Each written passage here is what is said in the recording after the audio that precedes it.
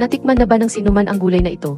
May nagsasabing ito ay broccoli. May nagsasabing ito ay lettuce. May nagsasabing ito ay isang puno. Ang totoo, ang pangalan nito ay kale. Isa itong uri ng gulay na hindi naubos kahit kainin. Ang mga dahon ay maaaring pitasin isa-isa para kainin. Kapag itinanim isang beses, maaaring anihin sa loob ng 2 hanggang 3 taon. Sa tag-init, kahit umabot ng 40 degrees Celsius, hindi ito namamatay.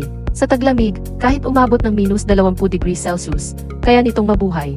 Ang paraan ng pagtatanim ay simple lang, ikalat ang mga buto at diligan. Itanim sa maliit na bakuran, mapupuno ang bakuran. Itanim sa paso, mapupuno ang paso. Huwag itong maliitin, ang mga berdeng dahon nito ay naglalaman ng maraming bitamina. Ang iron content nito ay 5 beses na mas mataas kaysa sa karne ng baka. Ang calcium content nito ay 10 beses na mas mataas kaysa sa gatas. Kapag kinain ng hilaw, ito ay malutong at matamis. Kapag niluto, ito ay napakasarap sa sopas. Ang mga bahay na may paso at maliit na bakuran ay dapat magtanim nito. Mag-order na ng dekalidad na buto sa link sa ibaba.